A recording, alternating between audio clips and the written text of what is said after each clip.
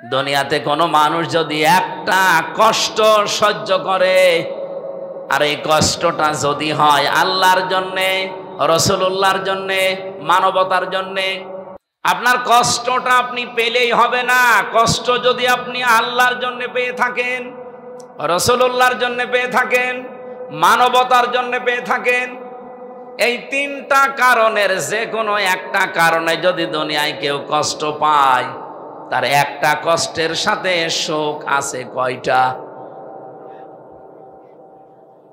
যেহেতু ইসরা এটা অনির্দিষ্ট না কেরা, কমপক্ষে তো তিনটা আছে। সর্ব ঊর্ধ্বে আপনি ৭০টা পর্যন্ত, ৭০০ পর্যন্ত পাবেন। কোরআনে কারীম জানিয়েছে, মান জাবিল হাসানাতি ফালাহু আশরু আমসালুহা লিহা। এই পৃথিবীতে কোনো মানুষ যদি একটা ভালো কাজ করে, এই একটা ভালো কাজের জন্য কমপক্ষে তারে 10টা নেকি দেওয়া হয়। একের বদলে কয়? আরো জোরে বলেন। এই জায়গায় আপনি একটা কষ্ট যদি সহ্য করেন দুনিয়ার জীবনে, কমপক্ষে দুনিয়া আখিরাত মিলিয়ে আপনাকে আল্লাহ 10টা কল্যাণ, শান্তি, সুখ এটা তো দেবেই। ঊর্ধ্বে যত দেবে এটা আল্লাহর ব্যাপার, নিম্নে এটা দেবেই। এবার আসেন আমরা বাস্তবে নিয়ে যাই। আমার কষ্টটা সত্যিই কি আল্লাহর জন্য হয়েছে? আমার কষ্টটা কি রাসূলুল্লাহর বিধান মানতে গিয়ে হয়েছে? আমার কষ্টটা কি এই দুনিয়াতে মানবতার পক্ষে থাকতে গিয়ে হয়েছে? এই তিন কারণের বাইরে যদি কোনো মানুষ কষ্ট পায়, ওই কষ্টের কারণে যে সে সুখ পাবে, শান্তি পাবে, স্বস্তি পাবে, নিরাপত্তা পাবে, এ কথা কোরআনে নেই। বহু মানুষ আছে পরকীয়া প্রেম করে কষ্টে আছে। আপনার কষ্ট হওয়া লাগবে আল্লাহর জন্যে, রাসূলের জন্যে, মানবতার জন্যে। আপনি যদি পরকীয়া প্রেম করে কষ্ট পান, ওই কষ্টের জন্য সুখ পাবেন?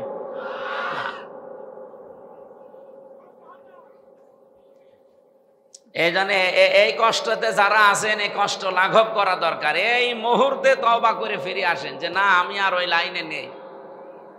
যারা রাজি আছেন দেখে হাত তোলেন তো। ঠিক আছে, তাহলে 180 মাইল বেগে চলছে এই এলাকায়।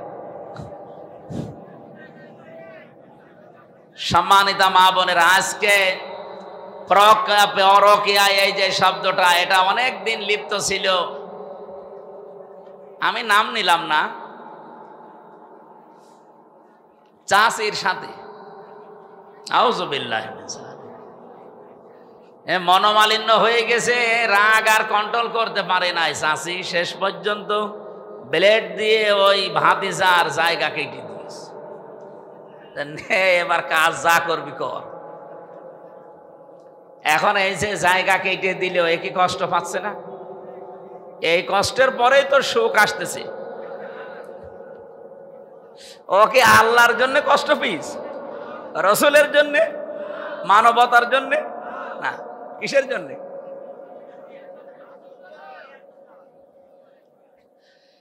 কুষ্টিয়াবাসী যে কথাটা তুলছিলাম আপনাদের সামনে, তাহলে আপনাকে কষ্ট পাওয়া লাগবে ওই তিনটা কারণে। তাহলে দুনিয়াতে আপনি মাস্ট বি 10টা শান্তি, সুখ, কল্যাণ পাবেন।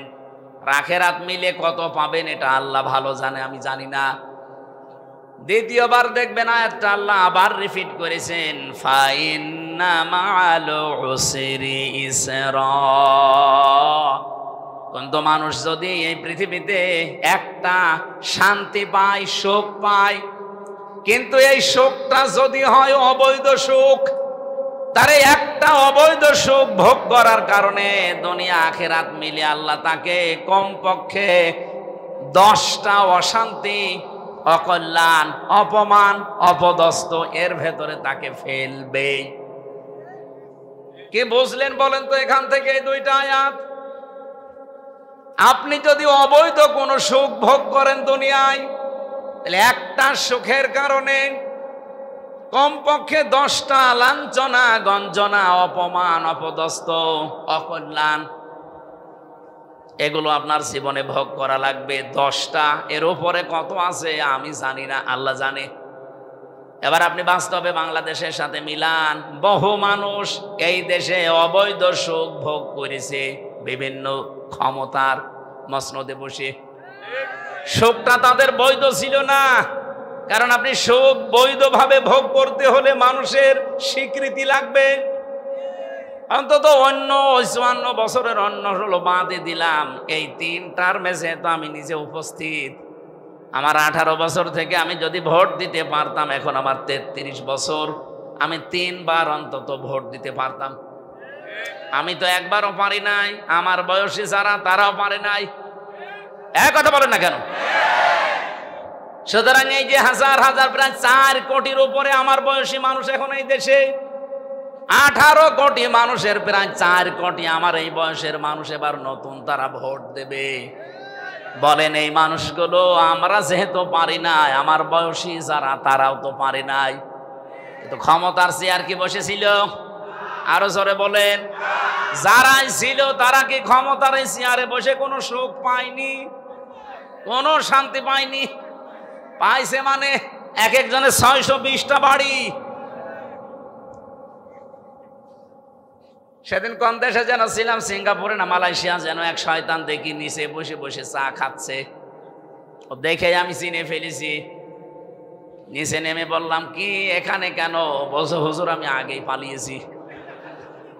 আপনি পালালেন কেন? আপনার না 620টা বাড়ি। সেই সমস্ত বাড়ি তো এই দেশেও আছে, মালয়েশিয়াতে তার সাহেব পাড়া আছে, সিঙ্গাপুরে বানিয়েছে বিভিন্ন ফ্ল্যাট কিনে কিনে, নিজে থাকে না, সব ভাড়া দেওয়া, তালা লাগানো। বলছে না আমরা এখন ওই সাহেব পাড়ায় যেতে পারি না। বাংলাদেশের 20 লক্ষ মানুষ এই দেশে কাজ করে, যদি আমার এভাবে প্রকাশ্যে খোলামেলা দেখতে পাই, পিটিয়ে ভর্তা বানিয়ে ফেলবে। এই জন্য চুরি করে আসি, কেউ জানে না। আপনি আমার জন্য দোয়া করেন, দোয়া ওজনে দোয়া আসে, ওজনে কি আসবে? বদদোয়া। একটা বাড়ি আমার বাবার আমি থাকতে পারি না, 6 মাস থাকি রাস্তায় রাস্তায়। আরো 620টা বাড়ি বানিয়েছে শয়তান। ও থাকবে কবে? ও কিয়ামত পর্যন্ত হায়াত পেলেও তো এত বাড়ি থাকা সম্ভব না। কি আপনি চিন্তা করেন তো, একটা বাড়িতে আমার দাদা গেছে বিদায় হয়ে, বাবা গেছে, এখন আছে, আমিও আছি, তাই থাকতে পারি না। 1 বছরে 12 মাসের প্রায় 6 মাস রাস্তায়, 2-3 মাস বাইরের দেশে, আর এই বাকি সময়টা বাড়ি থাকা। একটা বাড়িতে এত পূর্বপুরুষ বিদায় নিল, আমিও চলে যাব। আর কি শান্তি পেয়েছে চেয়ারে বসে। 620টা বাড়ি বানিয়েছে, একটাও থাকতে পারে না, সব তালা লাগানো। এ দেশের বিভিন্ন জায়গায় যেগুলো বানিয়েছিল জনগণ সব গুড়িয়ে দিয়েছে। আর বাইরের দেশের যেগুলো, ওগুলো ভাড়াও কেউ নেয় না, কেউ জিজ্ঞাসা করলো মার খাবে। এমন কঠিন কষ্টে আল্লাহ তাদেরকে রেখেছে। আমার নিজের দেখা, এক একটা হোটেলে থাকে 20,000, 50,000, 1 লাখ টাকা ভাড়া। মর এবার জমানো টাকা দিয়ে কয়দিন চলবেন এভাবে জেলখানার মতো? বাইরে তো আসতে পারেন না, একটা ঘরের ভেতরে 24 ঘন্টা আপনার তালামালা। আমারে রেখেছিলেন ফাঁসির কন্ডেম সেলে, তালা লাগানো। আপনিও আছেন প্রায় কন্ডেম সেলে, শুধু ভালো খাবার পাচ্ছেন তাই। আমারে মোবাইল দিতেন না, খাবার দিতেন না ভালো, আর আপনি ওইগুলো একটু পাচ্ছেন। এই বাকি আমি যা ছিলাম আপনি ওই রকমই আছেন। আমি যে কথা এই কোরআন থেকে নিয়ে আসতে চাই, যেহেতু কোরআনের কোনো কথা মিথ্যা নেই, 100% সত্য না 98%? তাহলে দুনিয়াতে কেউ যদি অবৈধ শান্তি পান, একটা সুখ ভোগ করেন, আপনাকে কষ্ট ভোগ করেন, যেন আগামীতে কেউ যেন অবৈধ কোনো সুখ শান্তি দুনিয়ায় আর ভোগ করতে না পারেন, সেই ব্যবস্থা এদেশের মানুষের করা লাগবে। খালি ঠিক বলি চিল্লালেন, কি বললাম, কতদূর বাঁশ গেল টের পেয়েছেন? ঠিক আছে। সুতরাং বাস্তবতা, আমরা নিজেরা অন্যায় করব না, অন্যায় কেউ করবে আমরা বেঁচে থাকতে আমি মেনেও নেব না। হয় অন্যায় বন্ধ হবে, না আমাদেরকে বিদায় করা লাগবে। কথা বলেন না কেন? জুলাই যোদ্ধা যারা আপনি দেখেছেন, তারা প্রশাসনের গুলির সামনে দাঁড়িয়ে বলেছিল, হয় মেরে ফেলেন, নাই তো বাড়ি যাব না। এদেশের মানুষ যেহেতু এখন সচেতন, অন্যায় করে জীবনও আপনি টিকে থাকতে পারবেন না। এই জন্য যারা আছে কাজে আছেন, কাজটা যেন অবৈধ না হয়ে যায়, যেন জুলুম না হয়। যদি জুলুম এবং অবৈধর ভেতরে পড়ে যায়, আপনি চর্মচোখে দেখতে পাচ্ছেন যে 1 বছরে তো বহু টাকার মালিক হয়ে গেছি, এ টাকা জীবনও আপনার হাতে থাকবে না, এ তো যাবে আর ও নিজের বাবারটাও যাবে। আমার কুষ্টিয়াতে আমার আসনে দেখলাম বহু মানুষে 1 বছরে বহু কিছুর মালিক হয়ে গেছে আল্লাহর নামে। একজনই চাঁদা তুলেছে কয়েক কোটি টাকা, বলেন সুবহানাল্লাহ। আবার মুসলমান চাঁদা তোলার পরে উনি আবার কি করবে, যে রবিউল আউয়াল মাস আরম্ভ হয়ে গেছে, এটা কি মাস? রবিউল আউয়াল মাস আসলেই তো মানুষ নবীজির নামে কি করে, মিলাদ দেয় না? এলাকায় মিলাদ নেই? এই যে মিলাদ দেয়, মিলাদ মানে বেলাদুন থেকে এটা এসেছে, এর বাংলা অর্থ হচ্ছে জন্ম বৃত্তান্ত। তাহলে যারা এই এলাকায় বিভিন্ন বাড়িতে মিলাদ দেন, রসুলের জন্ম নিয়ে আলোচনা করেন, এটা খারাপ না, আপনি করেন, কিন্তু না।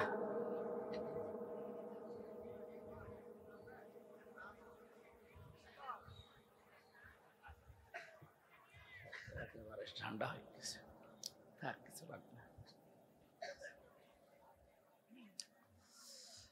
কুষ্টিয়াবাসী, মিলাদ থেকে যে শিক্ষাগুলো ইতিহাসের কিতাবে আছে, সিরাতের কিতাবে আছে, আপনি আর রাহিকুল মাখতুম পড়েন, সিরাত ইবনে হিশাম পড়েন, সিরাত বিশ্বকোষ পড়েন, নবী রহমত পড়েন, মানবতার বন্ধু মুহাম্মদ রাসূলুল্লাহ পড়েন। আমি প্রায় 13টা গ্রন্থ পড়া শেষ করে এইটা পেয়েছি মিলাদে। মিলাদ যদি কেউ পড়তে চান, দিতে চান, তারে কমপক্ষে 27টা শিক্ষা নেওয়া লাগবে। একটাও নেয় না, আন্দাজে মিলাদ পড়ছে, ইয়া নবী, শুরু হয়ে গেছে। এবার আসেন তো একটা শিক্ষা নিয়ে যাই। এই রবিউল আউয়াল মাসে বিশ্বনবী দুনিয়ায় যেহেতু এসেছিলেন, উনি আসার পরে যেই মহিলার দুধ তিনি পান করেছিলেন, সর্বপ্রথম ওই মহিলার নাম উম্মে আইমান। কি নাম? এ মহিলার দুধ তিনি পান করলেন। দ্বিতীয় নম্বরে এই পৃথিবীতে নিজের মা ছাড়া আর একজন মহিলার দুধ তিনি পান করেছিলেন, তার নাম হালিমাতুস সাদিয়া রাদিয়াল্লাহু তাআলা আনহা। হযরতে হালিমা নিজে মুখ দিয়ে বলছেন, আমি নিজে এসে এই চাঁদের মতো ফুটফুটে সন্তানটাকে বুকে তুলে নিলাম, ডান স্তন তারে দিলাম, সে পান করেছে, বাম স্তনে মুখ লাগিয়েছি, তিনি মুখ বের করে নিলেন। 1 বার 2 বার 3 বার মুখ লাগালাম, 3 বারে তিনি মুখ বের করে দিলেন। চোখের ইশারা দিয়ে আমাকে যেন জানাতে চায়, মা হালিমা, জোর করেন কেন? ডান স্তন আমারে দিয়েছিলেন, আমি তো পান করেছি, এটা আমার অধিকার, হক। বাম স্তন আমি জানি আপনার সন্তান আছে আর একটা, তার নাম আব্দুল্লাহ, সেও আমার বয়সী। এ পৃথিবীতে আমি ভাইয়ের হক নষ্ট করার জন্য আসি নাই, এসেছি ভাইয়ের হক দুনিয়ায় ফিরিয়ে দেওয়ার জন্যে। খোকসাবাসী শুধু শোনার পরে ঠিক জি সুবহানাল্লাহ বলার জন্য বলি নাই, কি বুঝলেন বলেন এখান থেকে? যেই নবী মায়ের কোলে বসে ভাইয়ের হক ফিরিয়ে দেয়, নষ্ট করে না, সেই নবীর উম্মত আমরা। যত বড় হচ্ছি, দিন যত যাচ্ছে, ভাইয়ের হক মারার জম হচ্ছে। অনেকে বোনের সম্পদ দিতে চান না, বলে এটাও আবার দেওয়া লাগবে। যদিও মাঠেরটা দিয়ে দেয়, বাড়ির সম্পদ দিতে চায় না, বলে ভিটার ভাগও দেওয়া লাগবে। দেওয়া লাগবে মানে তোমারে জন্ম দিয়েছে তোমার বাবা, আর এটাকে ডাউনলোড করে নিয়ে এসেছে। সাহাবায়ে কেরামের জীবন থেকে আপনি বলছি, তারা নিজের সম্পদগুলো নিজেরা যখন ভাগ করত, এই যে মেরাজ বন্টন করত, মাঠের জমি বলেন, বাড়ির জমি বলেন, এটা তো দিয়েই দিত। এমনকি খাবার খাওয়ার জন্য যে গ্লাস, প্লেট, যে রান্না করার হাঁড়ি, পাতিল, এইটা পর্যন্ত ভাগ করে দিয়ে দিত। এরকম মানুষ এই খোকসায় আছে। খালি মাঠের জমি হালকা পাতলা দেয়, তা অধিকাংশ মেরিয়ে দেয়। এই কথা বলে না কেন? এইটা আমি আজ 9 দিন আগে এসেছি মক্কা মদিনা থেকে, প্রায় 25 জন আমরা একসাথে। কয়েকজনের খবর আমার কাছে আছে, পাশের থানা না, এই পাশের জেলা না, ঝিনাইদহ, মাগুরা, এখান থেকেও কয়েকজন ছিল। কয়েকজনের খবর আমি নিজে যেহেতু ছিলাম দেখেছি। বনের জমি জাল দলিল করে বা ফাঁকি দিয়ে তারে না দিয়ে নিজের নামে করে ওইটা বিক্রি করে উনি ওমরায় যাচ্ছে। আর বনকে বলে এসেছে, তোর জন্য কাবা শরীফে দোয়া করে দেবো, যা। ও কিয়ামত পর্যন্ত যদি ওমরা করে, ওর ওমরা কবুল হয়ে বসে আছে। বাংলাদেশে আসা দূরের কথা, জেদ্দার বিমানবন্দরও আসবে না। হ্যাঁ, নামের আগে আপনি হাজী সাহেব উপাধি পাবেন, মানুষ আপনাকে আলহাজ বলে ডাকবে, এতটুকু শেষ। আর আসার সময় ওই জমজমের পানি আর খেজুর নিয়ে এসে মন মতো খাবেন, এই শেষ। কিচ্ছু হয়নি, কারণ জমি যেটা দেননি ওটা দেওয়া ছিল ফরজ, আর যেটা করে এসেছেন ওমরা এটা ছিল নফল। তামাম পৃথিবীর কতগুলো নফল এক জায়গায় করলে একটা ফরজ হয় না? কথা বোঝেন তো নাকি? সরে আসি, আমি তো অন্ধ। তামাম পৃথিবীর কতগুলো সুন্নত এক জায়গায় করলে একটা ফরজ হয়? সুন্নত সব এক জায়গায় করলে একটা ফরজের দাম যেহেতু হয় না। আপনি যেটা করে আসলেন ওমরা, এটা কি সুন্নত ছিল না ওমরা নফল ছিল? একটা নফল করতে গিয়ে আপনি ফরজ জিনিস বাদ দিয়ে দিয়েছেন। অথচ রবিউল আউয়াল মাসের মিলাদের শিক্ষা ছিল এইটা, যে ভাইয়ের হক ফিরিয়ে দেন। এটা নবীর জন্মের কাহিনী না? এই কথা বলেন। বিশ্ব নবী নিজে যেটা করেছিলেন, তার দোদ ভাই আব্দুল্লাহর জন্যে। নবীজি শুধু দোদ ভাইয়ের জন্য করেননি, এটা শুধু দোদ ভাইয়ের সাথে আচরণ করে আমাদের জানিয়ে দিলেন, আল মুসলিম ও আখুল মুসলিম। দোদ ভাই হোক, আপন ভাই হোক, পৃথিবীর যত মুসলমান সব ভাই ভাই। সুতরাং তাদের অধিকারও যেন নষ্ট না হয়, তাদের হক যেন নষ্ট না হয়, সচেষ্ট থাকবা। এইটার নাম মিলাদ। এই মিলাদ যদি বাংলাদেশে চলতো, এই দেশে চাঁদাবাজি হতো। আমি কি বেশি বলে ফেললাম? অনেক ভাইয়ের হক ফিরিয়ে দিচ্ছেন, মায়ের স্তনে দুধে মুখ লাগায় না। আর কত মানুষ আছে অবৈধ ইনকাম করে চাঁদাবাজি করে মিলাদ দিচ্ছে। যে আপনি টাকা পেলেন কোথায় ভাই? বসে চাঁদার টাকা, দোয়া করেন। কোথায় আছি আমরা? আমি যে কথা তুলতে গিয়ে পর্যন্ত এসেছি, তার নাম জুলুম। তার নাম কি? কোন মানুষ যদি সত্যি জুলুমকারী হয়ে যায়, অত্যাচারী হয়, এই মানুষ ফিরে গেলে ফিরে আসবে এমন গ্যারান্টি আর নেই। এরা যদি দুনিয়ায় কোনো অবৈধ সুখ শান্তি একটা ভোগ করে, তার এগেনস্টে দুনিয়া আখেরাত মিলে তাকে আল্লাহ অশান্তি, দুঃখ, দুর্দশা, লাঞ্ছনা, গঞ্জনা, অপমান, অপদস্থ, অকল্যাণ, 33টা অর্থ আছে। আপনাকে আমার আল্লাহ কমপক্ষে 10টা ভোগ করাবেই। আমি নাম ধরেই বলছি, হাসিনা এই 15 বছরে বহু অবৈধ সুখ সে পেয়েছে, অবৈধ শান্তি ভোগ করেছে। এক কথা বলেন না কেন? জনগণের রায় না নিয়ে গেলেই সেটা অবৈধ হবে। সুতরাং অবৈধ ক্ষমতা পেয়ে যারাই শান্তিতে ছিলেন, তারা লিখে নিতে পারেন দুনিয়া আখিরাত মিলে 10টা। একটা সুখের কারণে 10টা করে অশান্তি ভোগ করবেন। তাহলে কেবল শুরু। এই 15 বছরে যারা জান্নাতে ছিলেন, তাদের অশান্তি, অপমান, অপদস্থ, অকল্যাণ কেবল শুরু। এক একটাই যদি 10টা হয়, 15 বছরে যারা 15টা সুখ পেয়েছে, 10-15 কত হয়? 150টা অশান্তি ভোগ করবেন দুনিয়ায়, অপমান হবেন 150 বার, অশান্তি ভোগ করবেন 150 বার, অকল্যাণ পাবেন, অস্বস্তি হবে আপনার জীবনে, তারপরে সুখের মুখ চোখে দেখবেন। আমি মনে হয় মূল কথা যেটা সেটা বলতে পেরেছি। আপনি বুঝেছেন তো? আমরা আগামীতে কোনো অবৈধ সুখ ভোগ করতে চাই? আমরা যদি সুখ ভোগ করি, শান্তি ভোগ করি, এটা কার জন্য বলেন তো? আমার যে হাদিস ছিল পড়া, মান আহাব্বা লিল্লাহি ওয়া আবগাদা লিল্লাহি ওয়া আতাআ লিল্লাহি ওয়া মানআ লিল্লাহি ফাকাদ ইসতাকমালাল ঈমান। কোন মানুষ যদি কাউকে ভালোবাসে সেটা যেন আল্লাহর জন্য বাসে, কাউকে যদি আপনি ঘৃণা করেন এটা যেন আল্লাহর জন্য হয়। বলেন তো, আমরা জালেমকে দেখতে পারি না আমার নিজের ব্যক্তিগত স্বার্থে না আল্লাহর জন্য? বলেন বলেন, কোন মানুষকে আমি যে ভালোবাসি, আল্লাহ বলা, আল্লাহর পথে চলা মানুষকে, এটা কি আমার নিজের জন্য না আল্লাহর জন্য? 3 নাম্বার, আমি কাউকে কিছু দিয়ে থাকি, দান করি, তাও আমি আল্লাহর জন্য করব, লোক দেখানোর জন্য না। আমি যদি কাউকে কিছু দিতে নিষেধ করে থাকি, না দেই, সেটাও হবে আমার আল্লাহর জন্য, ব্যক্তিগত রাগের কারণে, হিংসার কারণে। বলেন বলেন, এই 4টা কথা শুনতে যত সহজ মনে হচ্ছে, মেনে নেওয়া অত সহজ না। আপনি কাউকে ভালোবাসবেন, সে আপনার দলের লোক না, সে আপনার শত্রু বংশের লোক, কিন্তু তাকে ভালোবাসা লাগবে কার জন্য? বাংলাদেশে হাদিসটা এখন 100% দরকার। এক কথা বলছেন, কাউকে ঘৃণা করলে আপনি ব্যক্তিগত স্বার্থে না, গোষ্ঠীগত স্বার্থে না, দলীয় স্বার্থে না, আল্লাহর জন্য ভালোবাসা লাগবে, ঘৃণা করা লাগবে।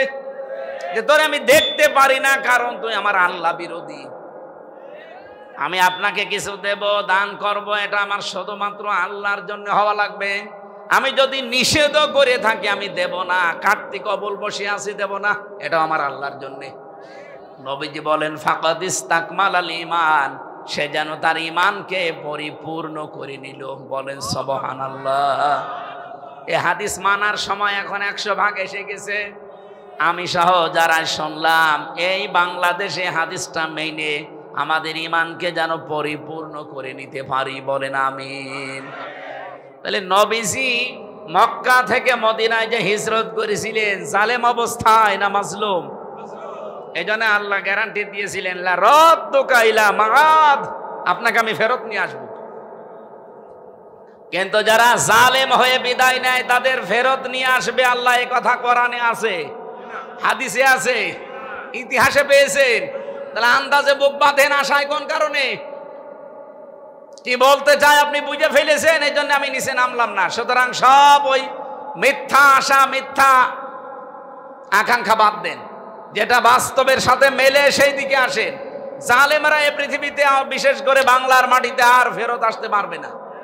আর কেউ যদি জালেম হয়, যে অবস্থা আমাদেরকে শিখিয়েছে ৩৬শে জুলাই, কেউ না জালেম যদি আগামীতে তৈরি হয়, সে টিকেও থাকতে পারবে না ইনশাআল্লাহ।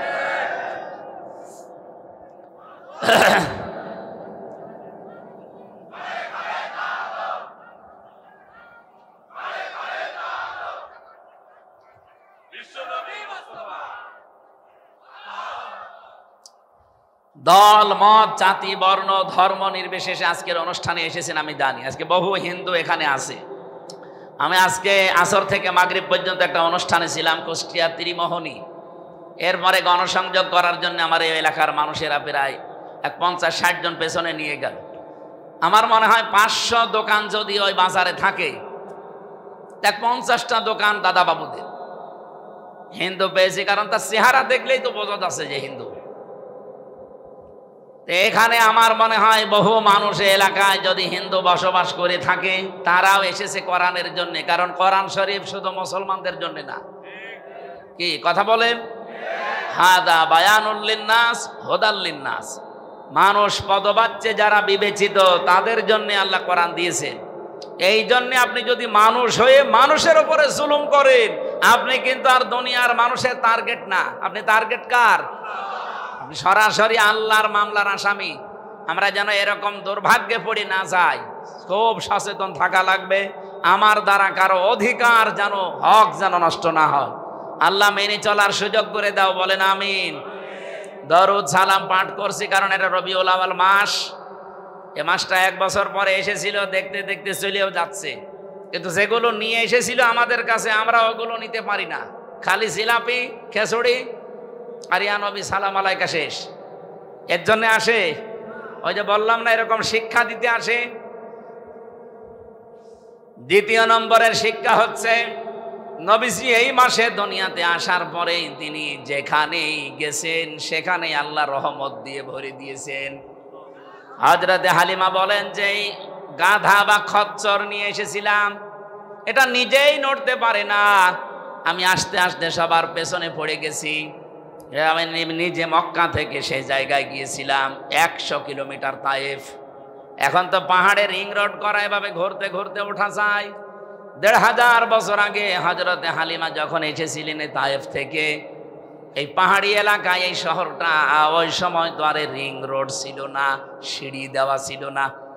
পাথর ধরে ধরে কত কষ্ট করে এসে আমি আসতে আমার দেরি হয়ে গেছে।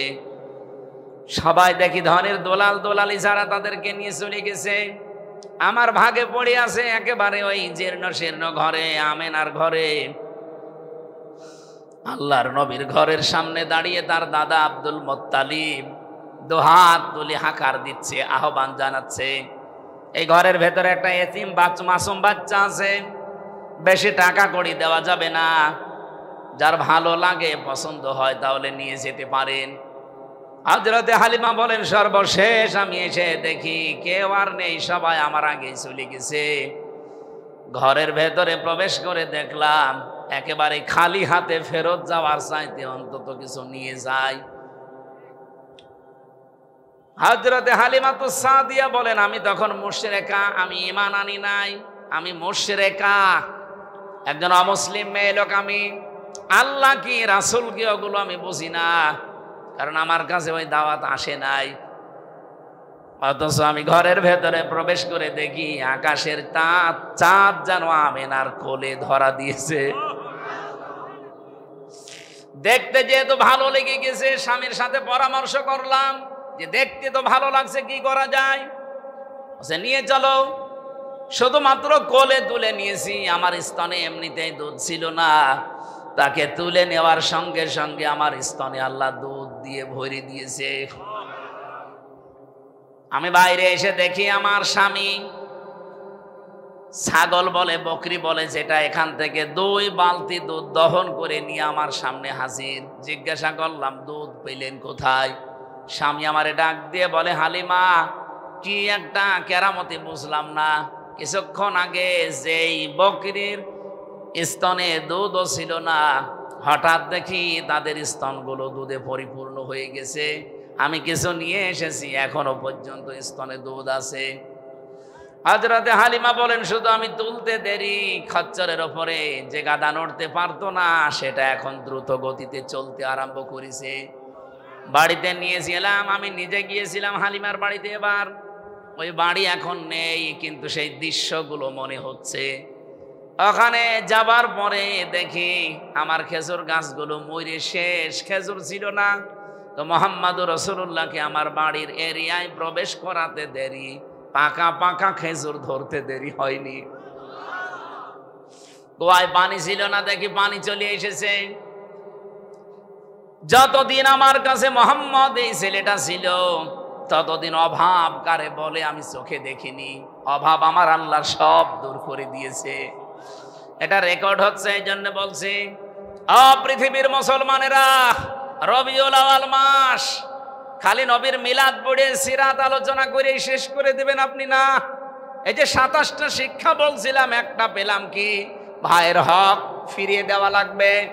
2 নম্বরে রহমত ছিলেন তিনি, ওমা আরসালনাকা ইল্লা রাহমাতাল লিল আলামিন। আল্লাহ কিন্তু আলম বলেন নাই, আলামিন দিয়েছেন। রহমাতাল লিল মুসলিমিন বলেন নাই, রহমাতাল লিল আলামিন বলেছেন। আমি আমার নবীকে তামাম পৃথিবীতে যত জগৎ আছে, যত জগৎ আমি বানিয়েছি, সব জগতের জন্য আমার নবীকে আমি রহমত করে পাঠালাম। হযরতে হালিমা একজন মুশরিকা মহিলা, এই মহিলা যদি নবীকে কোলে তুলে নেওয়া, ইন্নাল্লাযী ফারাদা আলাইকাল কুরআনা লারাদ্দুকা ইলা মাআদ, এটা কোরআনের আয়াত 20 নম্বর পারায় আছে, সূরা কসস 85 নম্বর আয়াতের প্রথম অংশে আল্লাহ জানিয়েছেন অবশ্যই কোরআনের আইন মানা ফরজ। হে নবী, আপনি আজকে এখান থেকে চলে যাচ্ছেন কোরআনের জন্যে, যে মানুষগুলো আপনাকে এখানে টিকতে দিল না, আমি গ্যারান্টি দিলাম লা রাদ্দুকা ইলা মাআদ, এই জায়গায় আপনাকে আমি অবশ্যই ফিরিয়ে নিয়ে আসব। আমি তাফসীর পড়তে গিয়ে আয়াতের ব্যাখ্যায় দেখেছি বিশ্ব নবীকে আল্লাহ ফেরত নিয়ে এসেছিলেন মাত্র 10 বছরের ব্যবধানে। কয় বছর? এবং তিনি এসেছিলেন বীরের বেশে। বিজয় হওয়ার পরে তিনি এসে শুধু মদিনা না, মক্কা না, পুরা আরব জাহান তিনি শাসন করে গেছেন। এই পৃথিবীতে তিনি দেখিয়েছেন। আমি এখান থেকে যেটা শিক্ষা দিতে চাই, মানুষ আজ যারা মাজলুম অবস্থায় টিকে থাকতে পারে না নিজের এলাকায়, তাদেরকে আল্লাহ অবশ্যই বীরের বেশে ফিরিয়ে নিয়ে আসবে। এই আয়াতটাকে শুধু 1500 বছর আগেই ছিল না, এখনো আছে। কিয়ামত পর্যন্ত এই আয়াতের সাথে যাদের বাস্তব জীবন মিলবে, প্র্যাকটিক্যাল লাইফ যাদের মিলবে, অবশ্যই তাদের আল্লাহ ফেরত নেবে। কিন্তু আছে না? বলেন না কেন? কি কিন্তু? কি কিন্তু? কোন জালেম যদি বিদায় নেয়, ও কিয়ামতের আগে আর ফিরে আসে না, এটা ফাইনাল। আপনারা জানেন 511 বছর হয়ে গেল। 511 বছর আগে একবার পালিয়েছিল লক্ষণ সেন, ওই এখনো আজ পর্যন্ত ফিরে আসেনি। আর ফিরে আসার সম্ভাবনা আছে? কোথায় আছে? শ্মশানে। আমরা এই কয়েক বছরের ভেতরে যাদেরকে পালিয়ে যেতে দেখলাম, একটাও কি আজ পর্যন্ত ফিরে এসেছে? তাহলে আমাদের যেটা গেল তারে নিয়ে যারা আশায় থাকেন যে না আপা আসবে, তাহলে কোরআন শরীফ তো মিথ্যা হয়ে যাবে। কারণ আপা তো আর মাজলুম হয়ে যায়নি, গেছে জালেম হয়ে। এ পর্যন্ত ঠিক আছে। যারাই পালিয়ে যায় আপনি দেখবেন একটাও মাজলুম যেগুলো গেল আমাদের সামনে, এর আগে ইতিহাস তো বাদ দিলাম, অধিকাংশগুলো ওই জালেম না মাজলুম? সব জালেম। ওইদিকে আশরাফ ঘানি, এরপরে এই যে কয়েকদিন আগে গেল যেটা আসাদ, বাশার আল আসাদ, আমাদের এটা নাম নেওয়া কেমন যেন লাগে, ও মহিলার নামও নিতে চাই না। যারাই গেল এগুলো আর আসতেছে না, আর আসবেও না। সুতরাং এই আশায় গুড়ে বালি, আপনারা ও ধান্দা বাদ দেন। বেশি ঝামেলা করবেন যতটুকু আছেন, এর উপরে আবার এই লতিফ সিদ্দিকের মতো আবার গলায় ফাঁস পড়বে। ওই কারো সে হাওয়াতে ফুলবেন না, কারণ যারা হাওয়া দিয়ে ফোলায় ওরাই লাথি দেয়। ফুটবলকে একদিন একজন জিজ্ঞাসা করছে, ভাই তুমি এত লাথি খাও কেন? যে তোমারে দেখে খালি লাথি দেয়। আমি পরের পামে ফলি, মানুষ আমারে হাওয়া দিয়ে ফোলায়, তো আমি তো নিজে ফলতে পারি না। সুতরাং মানুষ যখন ফোলায় সে আমারে লাথি দেয়। সুতরাং আপনি নিজে যখন ফলতে পারেন না, ফলবেন না। অন্য কেউ হাওয়া দেবে আর আপনি ফলবেন আশায় বুক বেঁধে, সে জামানা শেষ হয়ে গেছে। এই দেশে 36শে জুলাই যারা ঘটিয়েছে, এটা শুধুমাত্র কয়েকজন ছেলে মেয়ে না, সারা বাংলাদেশের সব মানুষ তাদের সাথে ছিল। এমনিতেই ছোটখাটো কোনো বিষয় নিয়ে মনোমালিন্য হতেই পারে, কিন্তু এ বিষয়ে একমত দেশে যারা সত্যি জালেম ছিল, যারা অন্তত 3232 জন মানুষ অলরেডি হত্যার সাথে জড়িত, 40,000 মানুষ এখনো হাসপাতালের বেডে বাড়িতে কাতরাচ্ছে, এখনো অনেক ঘাস শুকিয়ে যায়নি। আর আপনি আন্দাজে আশা করেন কি করে? আপনি কি মরে গেছেন? আপনার বিবেকে মরে গেছে? এখানে আশা করছি, ওই রকম আশা আমরা যেন আর কেউ না করি। আগামীতে করলে যতটুকু আছে আবার আজাবুল বুলডোজার নাজিল হয়ে দেখা যাচ্ছে 32-33 হয়ে যাবে। এখনো যে কটা কবর মবর আছে ওগুলো কিন্তু 33 করে ফেলবে মানুষ। এখনো রাগ গেছে?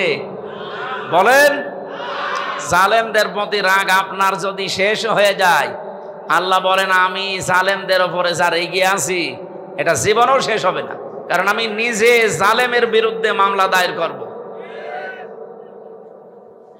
আলা তাহসাবান্নাল্লাযীনা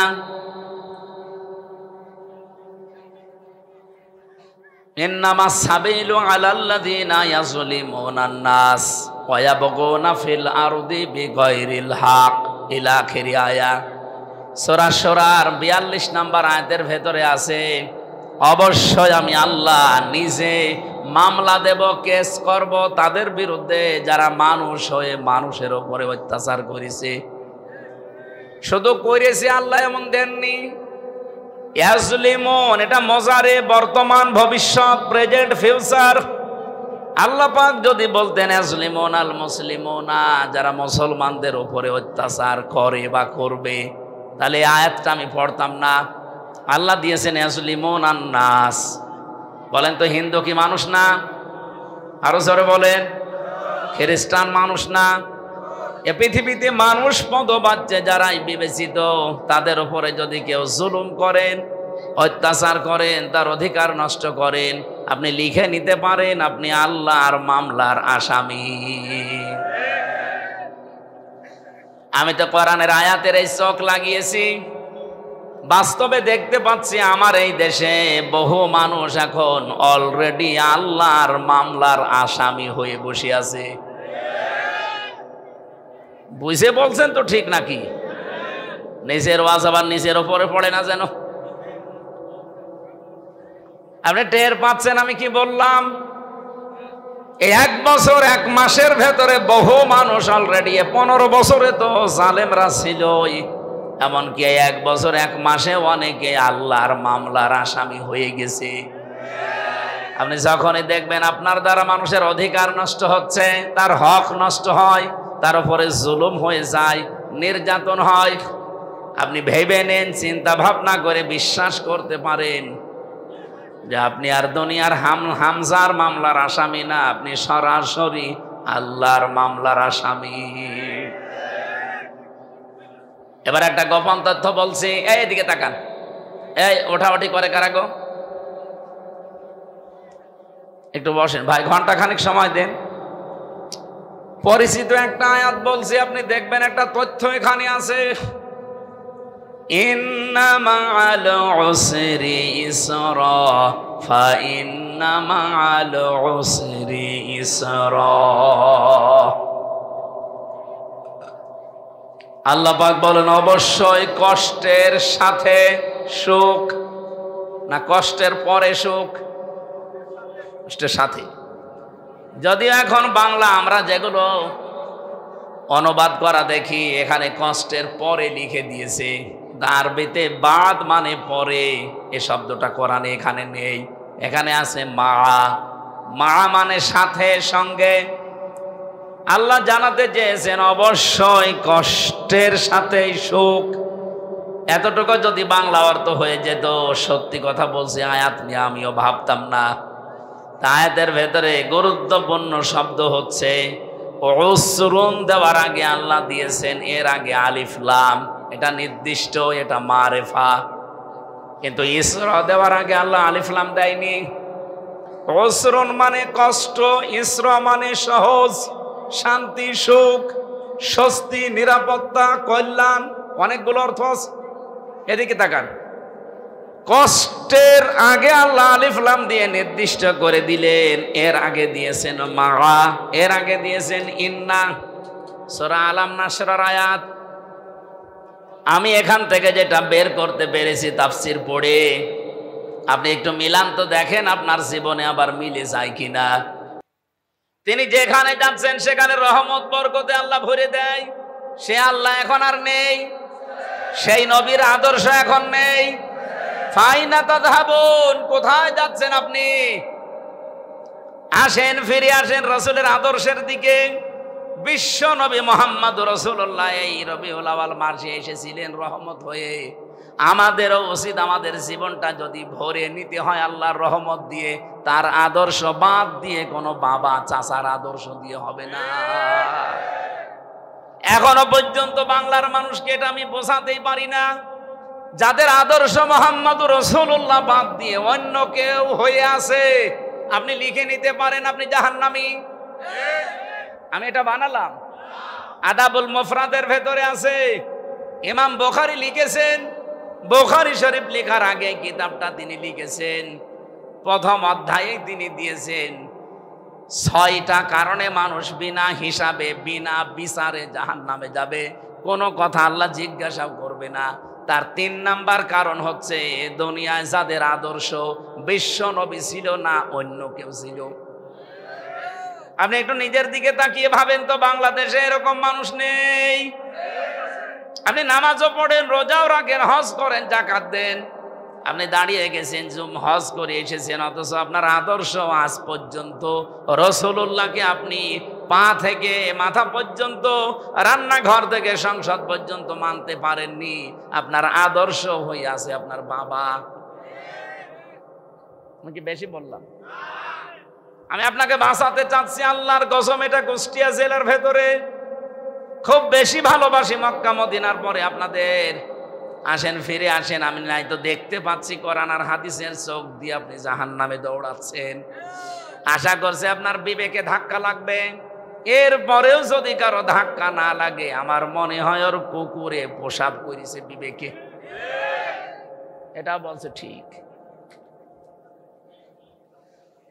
এটা উপন্যাস পড়ছিলাম, এক লোক শ্বশুর বাড়ি যাচ্ছে, রাস্তার পাশে দেখছে একটা গন্ডার। ও গন্ডারকে কাঁতো কতো দিয়েছে। কাঁতো কতো দিলে তো হাসে মানুষ, মনে করছে গন্ডারও হাসবে, দেখে না। 3 দিন শ্বশুর বাড়ি থাকার পরে ফিরে আসতেছে রাস্তা দিয়ে, হঠাৎ দেখে গন্ডার ওখানে আছে, এবার হাসতেছে। কি গো, 3 দিন আগে তোরে কাঁতো কতো দিলাম, তখন তো হাসলে না, এখন হঠাৎ করে হাসতেছ? গন্ডার বলছে, বন্ধু 3 দিন সময় লেগেছে চামড়া ভেদ করে কাঁতো কতো লাগতে। গন্ডারের কাঁতো কতো লাগতে সময় লাগে কয়দিন? আমাদের সাথে সাথে আল্লামা সাঈদী 50-60 বছর এই কাঁতো কতো দিয়েছে। কথা বলছে। আমরাও বিভিন্ন কায়দায় কাঁতো কতো দিচ্ছি। এই 15 বছরের ভেতরে আমি তো প্রায় 11 বছর ময়দানে কথা বলেছি। ডাইরেক্ট বলতে পারি না, ইনডাইরেক্ট কাঁতো কতো দিয়েছি, মানুষ বোঝে নাই। এখন একটু ডাইরেক্ট দিচ্ছি, তাও বোঝে না। আমার মনে হয় এরে আর কোরআন হাদিস দিয়ে হবে না, এরে ঝড়ি কোদাল লাগবে। আশা করছি আপনার বিবেকে হালকা হলেও ধাক্কা লাগবে। আল্লাহ যেন আমাকে আর যারা এসেছি একমাত্র মুহাম্মদ রাসূলুল্লাহ বাদ দিয়ে আর কাউকে আমরা মানি না, আদর্শ হিসাবে অন্তত। এই কথা বলেন না কেন? কারণ পৃথিবীর সবগুলোর ভেতরে ধোঁকাবাজি, প্রতারণা আছে। মুহাম্মদ রাসূলুল্লাহর জীবনে প্রতারণা আছে? নেই। আপনি কাকে মানেন তার জীবনী তো আপনার কাছে পরিষ্কার না। আমি নাম ধরেই বলছি, এই দেশে যারা রাজনীতি করেন, যেহেতু রেকর্ড হচ্ছে সারা দুনিয়া এখন যায়, আপনি যদি বঙ্গবন্ধুর আদর্শ মেনে রাজনীতি করেন, কসম আল্লাহর, আপনি গ্যারান্টি দিতে জীবনেও পারবেন না যে বঙ্গবন্ধু জীবনে একটা মিথ্যা কথা বলেনি। পারবেন? বলতে পারবেন? যারা বিএনপিতে আছেন তারাও গ্যারান্টি দিতে পারেন না যে শহীদ জিয়া জীবনে একটা মিথ্যা কথা বলেনি। পারবেন না। যারা জামাত ইসলামী এই দেশে করে, তারা যদি তাদের আদর্শ মুহাম্মদ রাসূলুল্লাহ বাদ দিয়ে মাওলানা নিজামীকে মনে করেন আমার আদর্শ, আপনি জীবনেও গ্যারান্টি দিতে পারবেন না মাওলানা নিজামী জীবনে একটা মিথ্যা কথা বলিনি। একজনের ব্যাপারে শুধু এই গ্যারান্টি দেওয়া যায়, ওয়া ইন্নাকা লাআলা খুলুকিন আযীম। তিনি হচ্ছেন আমাদের নবী মুহাম্মদুর রাসূলুল্লাহ। 63 বছরের জীবনে একটা মিথ্যা কথা তিনি হাসির ছলেও বলেননি। সুবহানাল্লাহ বলতে পারেন না? এই যে আযীম শব্দ আল্লাহ দিয়েছেন, আল্লাহ নিজের নাম আল্লাহ লাগিয়ে দিয়েছেন তার চরিত্রের গ্যারান্টি দিতে গিয়ে। আযীম, আপনি পুরা কোরআন শরীফের ভেতরে আযীম কোন নবীর নামে পাবেন না। হযরত ইসহাক নবীকে আল্লাহ একবার ডাক দিয়েছিলেন, কিন্তু আযীম বলেননি, আলিম বলেছেন। গোলামিন আলিম, আমার জ্ঞানী বান্দা। হযরত ইসমাইল নবীকে আল্লাহ একবার ডাক দিয়েছিলেন, আযীম বলেন নাই, বলেছিলেন হালিম। গোলামিন হালিম, সহনশীল গোলাম। কিন্তু বিশ্ব নবীকে আল্লাহ জানিয়েছেন খুলুকিন আযীম, আমার মহান বান্দা। এমন চরিত্র তাকে দিয়েছি কিয়ামত পর্যন্ত মানুষ শুধু অনুসরণ করে যাবে, কোল কিনারা পাবে না। জোরে বলেন সুবহানাল্লাহ। আমি আহ্বান জানাচ্ছি, আপনার হাতে পায়ে যা ধরতে বলেন আমি ধরবো, কিন্তু ফিরে আসেন। নবী বাদ দিয়ে অন্য কাউকে যদি আদর্শ মানেন, মাস্ট বি আপনি জাহান্নামী। আল্লাহ আপনাকে সম্মতি দেন, বলেন আমিন। কোরআনে কারীম থেকে আমরা সূরা দাহার বা সূরা ইনসান বলা হয়, 4 এবং 5 নাম্বার 2টা আয়াত পড়েছি, একটা জান্নাতের একটা জাহান্নামের। জান্নাত এবং জাহান্নামী মানুষের কিছু শাস্তি এবং কিছু নিয়ামতের কথা আল্লাহ আমাদেরকে শোনাচ্ছেন, আমরা যেন উদ্বুদ্ধ হই এই জায়গায় যাওয়ার জন্যে। সূরা দাহার এটা মাদানী সূরা। কোন সূরা? বলেন বলেন। কোরআন শরীফের ভেতরে যতগুলো সূরা আছে, এখানে আমরা যারা কোরআনের সাথে সম্পৃক্ত কম বেশি সবাই আমরা জানি বা বিশ্বাস করি যে কোরআনে কারীমের সূরা 2 ভাগে বিভক্ত, একটা মাদানী আর একটা মাক্কি। কোনদিন চিন্তা করেছেন কেন এই নাম দেওয়া হয়েছে? কয়েকটা কারণ আমি পেয়েছি আমার এই ছোট্ট মেধার ভেতরে। একটু তাকান এদিকে ভাই। 1 নম্বরে মাদানী সূরা নামকরণ করা হয়েছে যেই কয়টা 9টা কারণ আমি পেয়েছি, তার অন্যতম কারণ হচ্ছে এটা চিনতে হলে সহজ চিহ্ন আছে। মাদানী সূরা যদি কেউ চিনতে চান দেখবেন সে তার ভেতরে ইয়া আইয়ুহাল্লাযীনা আমানু আছে, বা ঈমানদারকে আল্লাহ অ্যাড্রেস করেছেন। কিন্তু মাক্কি সূরার ভেতরে ইয়া আইয়ুহাল্লাযীনা আমানু নেই, আছে ইয়া আইয়ুহাল ইনসান বা ইয়া আইয়ুহান নাস। এবার আমার প্রশ্ন, যারা এখানে লেখাপড়া হালকা করেছেন তাদের কাছে একটু খেয়াল করেন তো, 92টা সূরা মক্কা আর 22টা সূরা মদিনায়। এই 92টার ভেতরে কোনো দিন আল্লাহ ইয়া আইয়ুহাল্লাযীনা আমানু বললেন না। কেন বলেননি? ওই সময় কি মক্কায় নবীজি ছিল না? বলেন বলেন। আবু বকর ছিল না? হযরত ওসমান ছিল না? এত বড় বড় ইমানদার থাকার পরেও আল্লাহ ইয়া আইয়ুহাল্লাযীনা আমানু বলেননি। ওহে যারা ইমানের দাবিদার না, বলেছেন ইয়া আইয়ুহান নাস, হে মানব মণ্ডলী। এই মানুষগুলোই যখন মক্কা থেকে মদিনায় হিজরত করে বিশ্বনবী নিজে, আবু বকর সিদ্দিক, হযরত ওমর ফারুক রিদওয়ানুল্লাহি তাআলা আলাইহিম আজমাইন, এই মানুষগুলো মদিনাতে যাবার পরে যখন রাষ্ট্র গঠন করে রাষ্ট্রটা কোরআন দিয়ে চালিয়েছে 10 বছর। কয় বছর? এই 10 বছরে যতগুলো সূরা 22টা, এই 22টা মাদানী সূরার ভেতরে আল্লাহ উল্লেখ দিয়েছেন 89 বার আছে ইয়া আইয়ুহাল্লাযীনা আমানু, ওহে ঈমানের দাবিদার। আমার এই মেধার ভেতরে এই চিন্তাটা এসেছে এই মাক্কি মাদানী সূরার এই ইঙ্গিত, এই যে চিহ্ন সিমটাম, তাদের যে সূচিগুলো দেখে এতটুকু আমি বুঝতে পেরেছি, মক্কায় নবীজি ছিলেন, আবু বকর ছিল, কিন্তু মক্কার দায়িত্বে, রাষ্ট্রের দায়িত্বে ছিল আবু জেহেল। যতদিন পর্যন্ত কোরআনে কারীমের বিধান কায়েম করা না যায়, ওই দেশে যত বড় সুফি দরবেশি বাস করুক না কেন, আল্লাহর দৃষ্টিতে তারা পূর্ণাঙ্গ ঈমানদার হতে পারে না। অথচ এই মানুষগুলোই মদিনায় গেছে, মদিনায় যাবার পরে রাষ্ট্র গঠন করে রাষ্ট্র ক্ষমতা নিয়ে তারা কোরআন দিয়ে রাষ্ট্র চালিয়েছে। যদিও মদিনায় ওই সময় ইহুদি ছিল, মুশরিক ছিল, ওই সময়ও নাসারা ছিল, কিন্তু কোরআনের বিধান দিয়ে রাষ্ট্র চলার কারণে আমার আল্লাহ যতবার এবার অ্যাড্রেস করেছেন, বলেছেন ইয়া আইয়ুহাল্লাযীনা আমানু। এই 54 বছরে এখনো পর্যন্ত কোরআনের 500 আইন আছে, একটাও চলে নাই। আপনি যত বড় সফি দরবের আকাশ দিয়ে উড়িয়ে যান, হাজার হাজার মুরিদ আপনার, আল্লাহর কসম আল্লাহর দৃষ্টিতে এখনো আপনি পরিপূর্ণ ঈমানদার হতে পারেননি।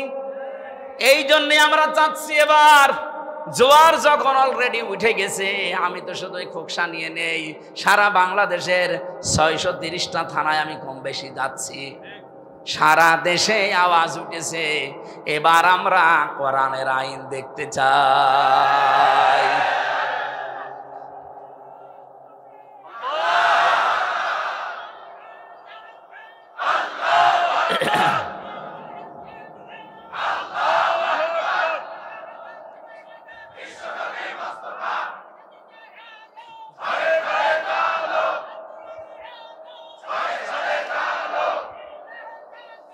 আলহামদুলিল্লাহ ভাই।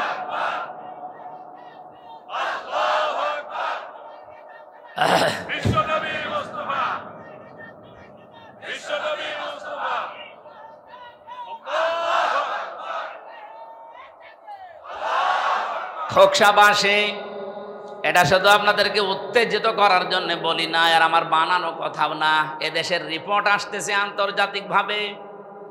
100 জনের মাত্র 15 জন আগে বলতো আমরা ইসলাম চাই এই দেশে। এই 1 বছর 1 মাসের ব্যবধানে এখন 100 জনের 77 জন মানুষ বলছে আমরা এদেশে ইসলাম চাই। এমনি বলছে জোয়ার উঠে গেছে।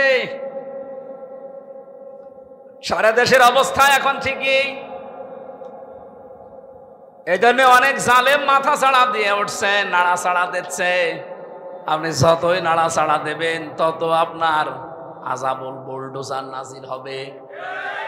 32-33 হবে, শুধু নাড়া ছাড়া বাদ দেন। জোয়ার যখন এসেছে একবার দেখেন না কেন কোরআন দিয়ে দেশ চললে কেমন দেখা যায়? দেখতে মনে চায় না আমাদের? আমি আপনাদের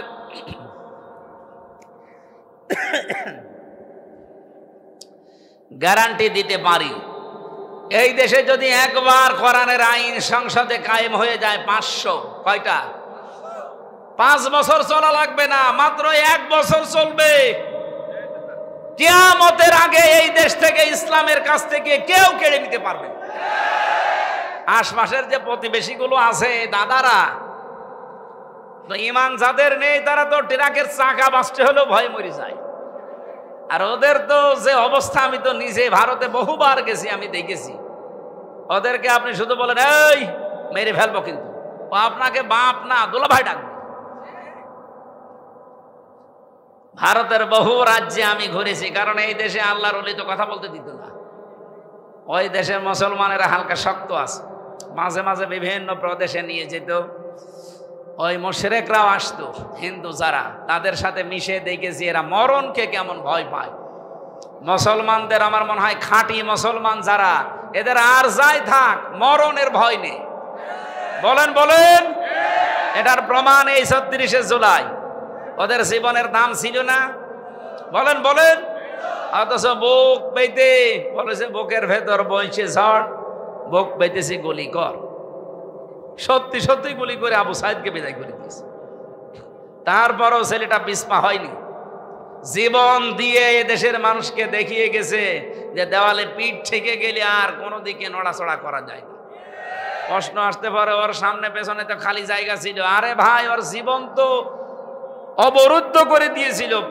বাংলাদেশে এই 15.5 বছরে বিশেষ করে যোগ্যতা থাকার পরও আপনার শুধু দলীয় পরিচয় নেই, চাকরি হবে না, বৈষম্যের শিকার হয়ে আপনি থাকবেন মরণ পর্যন্ত। এ ছিল না? বহু অফিসার আমি দেখেছি, তাদেরকে ওএসটি করে রেখে দিয়েছে পুলিশ লাইনে, ওই হেডকোয়ার্টারে। ওর কোনো কাজ নেই, শুধু বসে থাকা ছাড়া।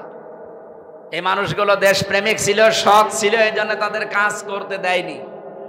এখন তো সরকারি বিভিন্ন অফিসে যাওয়া লাগছে, ডিসি, এসপি, টিওনো, সিভিল সার্জন অফিস সহ হাসপাতাল, বহু জায়গায় যাওয়া লাগছে। এখন দেখতেছি এই মানুষগুলোর মনের অবস্থা। বলে 15 বছর 17 বছর কিচ্ছু করতে পারি না, সুযোগ যখন পেয়েছি অন্তত যতদিন দায়িত্বে আছি সততার সাথে পালন করবে, এতে যা হয় হবে।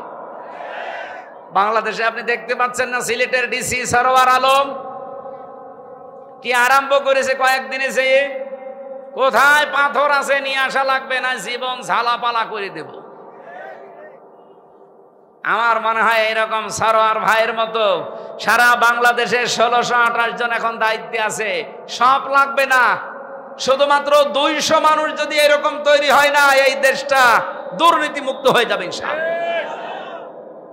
আর এই দেশকে কি ঔষধ দেওয়া লাগবে, এটা তো কোরআনে আছে না নেই? আর আমরা বিশ্বের বিভিন্ন দেশ থেকে এটা পেয়েছি, দেখতেছি যে মানুষকে টাইট করতে হলে ঔষধ কোন জায়গায় দেওয়া লাগে। মালয়েশিয়ার মতো একটা দেশ, তারা আজ 21 বছরে দাঁড়িয়ে গেছে। এই দেশ থেকে এখন আমরা যাই, ওখানে রাস্তা ঝাড়ু দেয়, 4 কাপ ধোয়া মোছা করে। রাতের বেলা রাত 1:30, 2টা, 3টা যে দেখি রান্না করছে। বাংলাদেশে বাড়ি কোথায়? কুষ্টিয়ায়। কোথায়? কুমারখালী, খোকসায়। 7.5 লাখ 8 লাখ টাকা খরচ করে যে 30,000 টাকা উপায়, 8 ঘন্টা 10 ঘন্টা 12 ঘন্টা ডিউটি। তারা যদি এখন এই দেশের মানুষকে শ্রমিক হিসাবে ব্যবহার করতে পারে, তাদের শুধু মরুভূমি, পাথর, পাহাড় আর পাম গাছ, তাছাড়া কিচ্ছু নেই। আর আমাদের দেশে এমন কোন সম্পদ নেই যা নেই। ইউরেনিয়াম থেকে শুরু করে সব আছে, শুধুমাত্র সততা এইটা নেই। এরকম কিছু মানুষকে আপনি বসিয়ে দেন, আমার কুষ্টিয়া প্রমাণ। মাওলানা নিজামী রহমতুল্লাহ আলাইহি উনি যখন শিল্পমন্ত্রী ছিলেন, জগতের এই যে চিনির মিল এ তৈরি হওয়ার পর থেকে কিয়ামত পর্যন্ত 1 বছরও লাভ হয়নি। শুধু একবার লাভ হয়েছিল যখন শিল্পমন্ত্রী ছিল মাওলানা নিজামী। তাহলে সৎ মানুষ চেয়ারে বসলে ভাঙ্গা জায়গা থেকেও যে লাভ হয় এর প্রমাণ পাননি? আর একটা প্রমাণ দিয়েছিলেন দর্শনা চিনি কলে, জীবনে কোনোদিন লাভ হয়নি ওই মিলে, অথচ উনি দায়িত্ব নিয়ে একজন জিএম কে পাঠিয়েছিলেন। জিএম আসার পরে দৃশ্যগুলো তাকিয়ে দেখলেন, রাতের বেলা এসেছে, কাউকে পরিচয় দেয়নি। আমি তো নিজে ওই সময় ওখানে পড়তাম, পাশেই মাদ্রাসা দর্শনা। এই লোকটা এসে দারোয়ানের কাছে দেখছে দারোয়ান ঘুমাচ্ছে। ডিউটি তোর 8 ঘন্টা, তোর 8 ঘন্টায় তো কোনো কিছু বের হয়ে গেলে তোর খবর আছে, তুই ঘুমাস মানে? কাছে যে বলছে যে ভাই আমার পরিচয় আপনাকে আমি পরে দেই। বলে না, পরিচয় না দিলে আপনাকে ঢুকতে দেব না। এবার ওই যে কাগজপত্র যেটা ওটা দেখিয়েছে, ও তো অন্তত 8 পাস হলেও তো পাস। ও দেখে স্যার সালাম আলাইকুম, কি করা লাগবে? বলে আমি একটু পরীক্ষা করব আজকে, কালকে সকাল 10টা থেকে আমার অফিস শুরু, একটু পরীক্ষা করব। কি করবেন? যে জায়গায় আছো এই ভেতরে যে ঘর আছে বানানো, এখানে বসে থাকবা। আমি যতক্ষণ না বলবো কথা বলবা না, খালি তোমার পোশাকটা আর ওই লাঠিটা আমার হাতে দাও। পোশাক আর লাঠি হাতে নিয়ে উনি দাঁড়িয়ে আছে। সকালবেলা 10টা পর্যন্ত অফিস শুরু হবে, 10টায়। 10:45 বাজে 3 নাম্বার যে অফিসার ছিল ওই মিলের, সে আসতেছে। বিশাল জব্বা আমার মতো, দাড়ি বড় বড়, সাদা পাগড়ি মাথায়, গাড়ি নিয়ে ঢুকবে। উনি বাধা দিয়েছে, না আপনি ঢুকতে পারবেন না। আরে দারোয়ানের বাচ্চা ঢুকতে পারবে না মানে? না, আমার চাকরি যদি নাও থাকে আমি আপনাকে ঢুকতে দেব না। ওর চাকরি যাবে? আরে দারোয়ান তো এরকম করে না। এ কি আরম্ভ করিস? ডাক দিয়ে বলছে, স্যার এখন বাজে কয়টা? 10:45। আপনার আসার কথা 10টায়, আপনি 45 মিনিট লেট করে আসলেন। না, আমি আপনাকে ঢুকতে দেব না, এটা আমার চাকরি চলে যায়। যাক, আপনি আজকে চলে যান। বাধ্য হয়ে যখন এখন আমার দারোয়ানের সাথে মারামারি করবে, শেষে ফিরে গেছে। পরের দিন এসেছে, যিনি ছিলেন পাঠিয়েছিলেন মাওলানা নিজামী রহমতুল্লাহ আলাইহি, উনি ওনার অফিসে বসে এবারে দারোয়ানকে বলছে তোর পোশাক তুই নে, আমি গেলাম। সকালে উনি অফিসে বসে পরের দিন ওই ওনারে ডাক দিয়েছে, এই অফিসারকে। যে দেখে যে গেটে যারে আমি ধমকালাম সেই লোক। উনি ভেতরে প্রবেশ করার পরে যখন সালাম দিয়েছে, বলছে না, আপনার মুখে সালাম মানায় না। কারণ যিনি এই সালাম দিতেন তিনি জীবনের ডিউটিতে কোনোদিন ফাঁকি দেননি। আপনার ডিউটি শুরু 4টা থেকে 10টা থেকে 4টা পর্যন্ত, আপনি আসতেছেন 10:45-এ, আপনার মুখে দাড়ি মানায় না, এই জব্বা আপনার জন্য না, পাগড়ি খুলে ফেলেন। আপনি তো রাসূলুল্লাহর বদনাম করছেন। আপনার দিকে তাকিয়ে আপনার কর্মকাণ্ডের কারণে মানুষ নবীজির প্রতি খারাপ ধারণা করবে। আপনার জন্য এটা মানায় না, আপনি খুলে ক্লিন সেফ হয়ে আসেন। লজ্জা পেয়ে ওই দিন থেকে যে ভালো হয়ে গেছে, 10টায় অফিস 10 মিনিট আগে এসে বসে থাকে। ওই বছরে উনি এমন কড়াকড়ি করেছিলেন, ওই জন্মের পর থেকে ওই 1 বছরে শুধু লাভ হয়েছিল, বাকি আজ পর্যন্ত কোনোদিন আর লাভ হয়নি। প্রতি বছরে শুধু লস হয়। সম্মানিত ভাইরা, আমি যেটা বোঝাতে চাই, ঔষধ কোথায় দেওয়া লাগবে আমরা জানি। এখানে একবার একটু সুযোগ যদি আল্লাহ করে দেয়, আর আপনারা যদি একটু নড়াচড়া করেন, এই কোরআন যদি শুধু 500 আইন সংসদে এবার যেতে পারে, এই দেশটা একটা মিনি জান্নাত হয়ে যাবে। শুধু দুর্নীতিটা বন্ধ হোক, আর মানুষগুলো যারা দায়িত্ব পাবে তারা খালি সৎ হোক। এদেশ দাঁড়াবে না, মানুষ বাপ দাঁড়াবে, কোনো ভয় থাকবে না মনের ভেতরে। আমি মালয়েশিয়াতে 2000 কিলো 2500 কিলো পর্যন্ত রান করতাম, কারণ বাংলাদেশের চাইতে প্রায় 7 ডবল বড় ওই দেশটা, বিশাল দেশ, মরুভূমি, পাহাড়, পাথর, বিশাল এলাকা। রাত 2টা-3টার সময় যাচ্ছি, কোনো ভয় নেই, গার ভেতরে সমসম করে ওঠে রাত 2টা-3টার সময়। ড্রাইভার আমার বলছে কোনো ভয় নাই উস্তাদ, শুধু আল্লাহর ভয় ছাড়া কেউ সামনে আসবে না। আমরা তো ওইরকম একটা দেশ চাই না, বলেন বলেন। আমি এই কুষ্টিয়া থেকে, খোকসা থেকে কুষ্টিয়া মাত্র কয় কিলো, 35 কিলো, এতটুকু যেতে আমার ভয়ের শেষ নেই, কারণ 6-7 বার আল্লাহর ওলিদের সামনে পড়েছিলাম, এই জন্য ভয় আছে। যদিও কয়েকবার টাকা ফেরত দিয়েছে তারা, কিন্তু বাকি সময় তো টাকা নিয়েছে। আবার বলে ধরা পড়ার পরে যে হুজুর আমরা মানব সেবায় আছি। ওরে শয়তান! অথচ মক্কা মদিনা সহ যতগুলো দেশের, এত বড় বড় দেশ, বাংলাদেশের চাইতে সৌদি আরব 14 ডবল। এই দেশ এই মাথা থেকে ওই মাথা মাত্র 1150 কিলোমিটার, আর এই চাইতে 14 ডবল বড়। কতশো কিলোমিটার হতে পারে বলেন? একটা ভয় শুধু মনের ভেতরে, যে আল্লাহর ভয়, তাছাড়া কোনো ভয় নেই। সুবহানাল্লাহ বলতে পারেন নাই? আল্লাহর নবী বলেন, ইদা কানা উমারাউকুম খিয়ারুকুম, হে আমার উম্মতেরা, তোমাদের ভেতরে যারা নেতা হবে তারা যদি তোমাদের সবচাইতে ভালো মানুষগুলো হয়, ওয়াগিনিয়াউকুম সামাহাউকুম, যখন তোমাদের দেশের ধনী মানুষগুলো দানশীল হবে, ওমরুকুম শুরা বাইনাকুম, যখন সব কাজগুলো পরামর্শের ভিত্তিতে করা হবে, ফাজহারুল আরদি খায়রুল লাকুম মিন বাতনিহা, তখন তোমাদের কবরে যাওয়া লাগবে না, এই জমিনটাই তোমাদের জন্য জান্নাত হয়ে যাবে। সিস্টেম অপর পৃষ্ঠায় দেখুন হাদিসের দ্বিতীয় অংশ, ওয়াইদা কানা উমারাউকুম শিরারুকুম, যখন দেশের দায়িত্বশীল নেতারা খারাপ চরিত্রের অধিকারী হবে, খারাপ মানুষ হবে, ওয়াগনিয়াউকুম বুখালাউকুম, দেশের ধনী মানুষগুলো যখন কৃপণ হয়ে যাবে, ওমরুকুম ইলা নিসাইকুম, যখন সব কাজে খালি মেয়েদের টানা হবে, ফাবাতুল আরদি খায়রুল লাকুম মিন যাহরিহা, আমি নবী বললাম তখন দুনিয়ার এই জমিনের চাইতে কবরের জমিনটাই তোমাদের জন্য ভালো হবে। সেই অবস্থা এখন না? বলেন বলেন।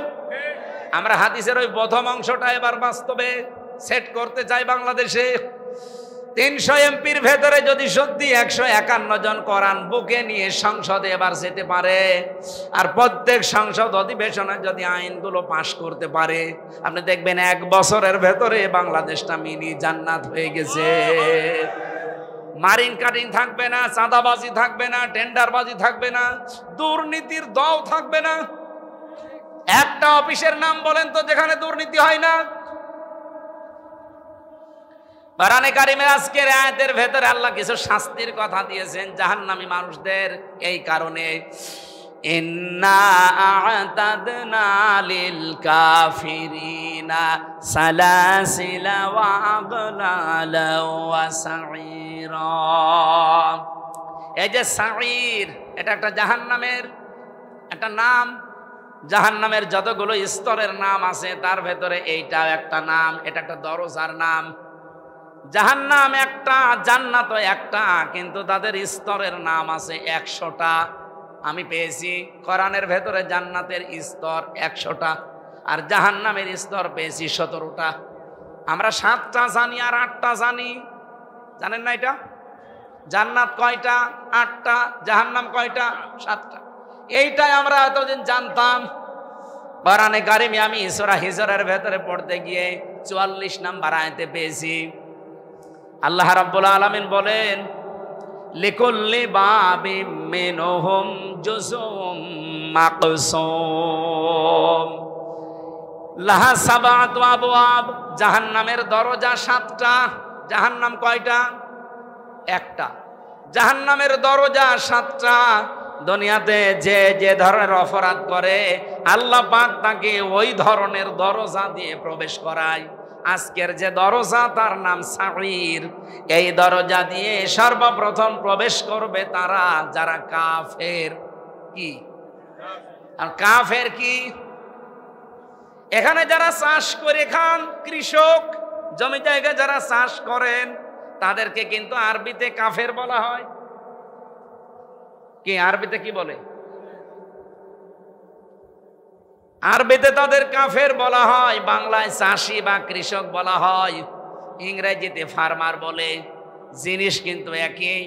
এখন যদি আপনি সৌদি আরবে বাস করে চাষবাস করে খান, আপনাকে ফার্মার বলবে না, কৃষক বলবে না, চাষি বলবে না, বলবে কাফের। কেন? যারা চাষ করে খায় এই মানুষগুলো কি করে যে তাদের কাফের বলা হয়? তারা জমিনের ভেতরে বীজগুলো বপন করে উপরে মাটি দিয়ে ঢেকে দেয়। কথা বলে না কেন? এই পৃথিবীতে যেই মানুষগুলো আল্লাহর কোন বিধান জানার পরে গোপন করে রাখে, চেপে রাখে, জানতে দেয় না, এগুলো এক প্রকার কাফের।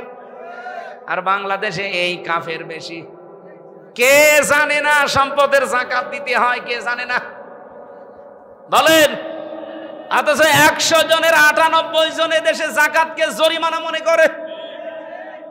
তাহলে যাকাত জানার পরও যারা গোপন করে রাখে, চেপে রাখে, ঢেকে রাখে, এরা আরবিতে কি? আল্লাহ আয়াতে দিয়েছিলেন ইন্না আ'তাদনা, অবশ্যই আমি প্রস্তুত করে রাখলাম, লিল কাফিরিনা, কাফেরদের জন্য, সালাসিলা, শৃঙ্খল, আগলালান, বেড়ি, সাঈরা, জ্বলন্ত আগুন। এই যে সাঈর নামে যে জাহান্নামের আগুন, এখানে আমার আল্লাহ কয়েক প্রকার মানুষকে দেবেন, আমাদের ভেতরে আছে কিনা আমরা দেখতে চাই। 1 নম্বরে আকালু লাউ কুন্না নাসমাউ আও নাকিলু মা কুন্না ফি আসহাবিস সাঈর। জাহান্নামের ফেরেশতারা জিজ্ঞাসা করবে জাহান্নামে কেন আসলে? সাঈর নামক জাহান্নামের জ্বলন্ত আগুন, এটা কুণ্ডি আগুনের কুণ্ড কেন আসলে এখানে?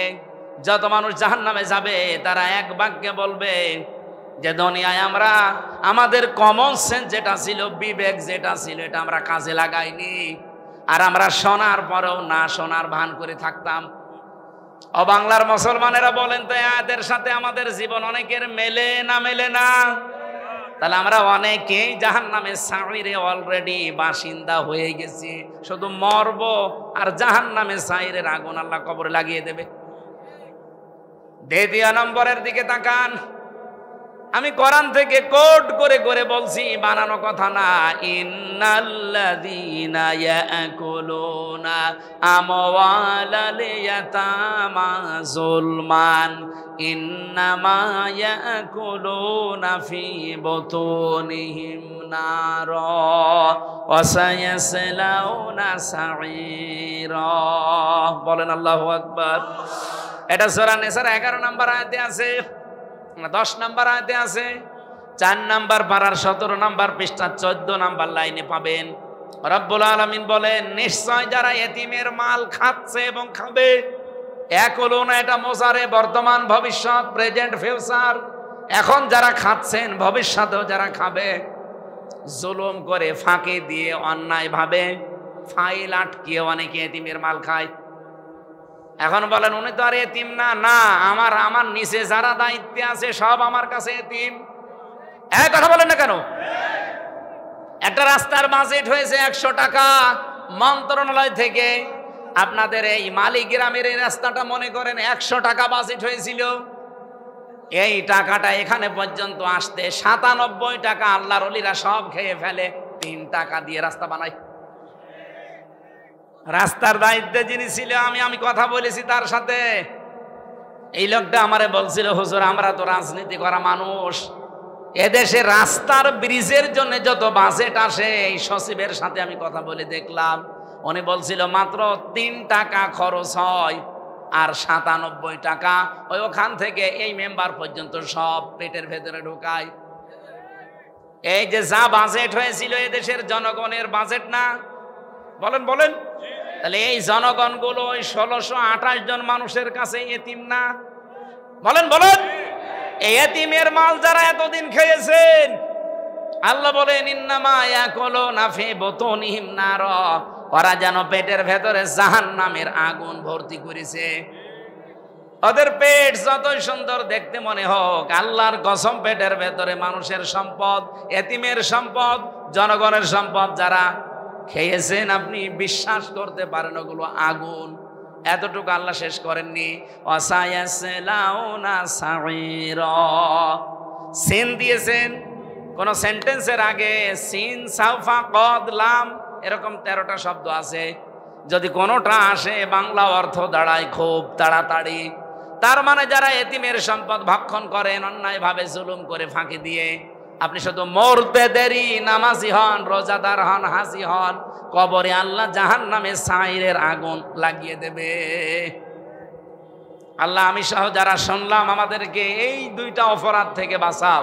এরকম 5টা অপরাধের কথা আছে এই সাইরে যাওয়ার জন্য।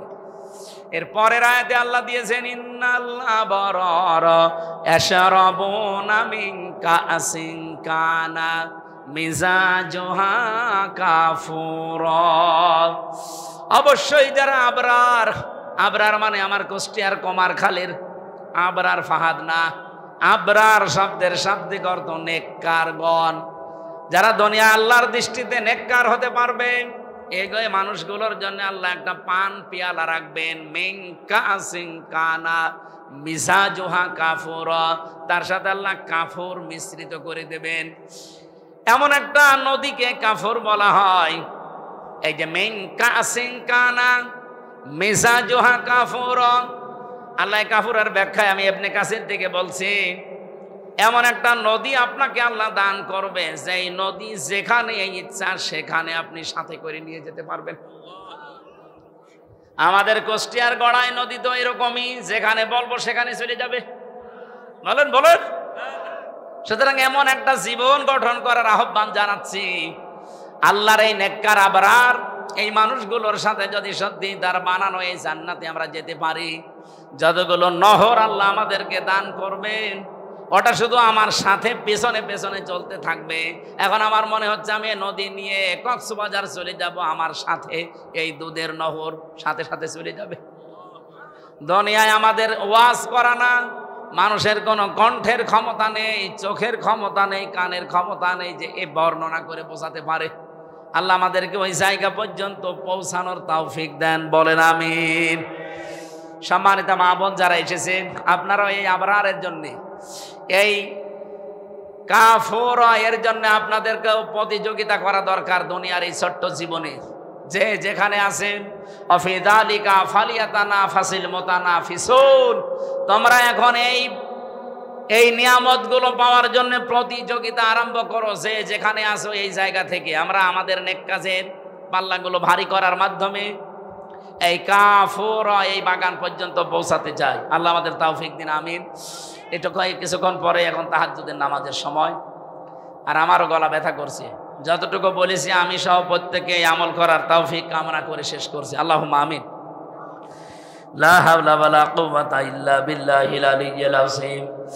রব্বুল আলামিন কোরআনের কথাগুলো এই মানুষ দেখো চাতক পাখির মতো এরা বসে বসে, কোন মানুষের কথা এভাবে এরা শোনে না।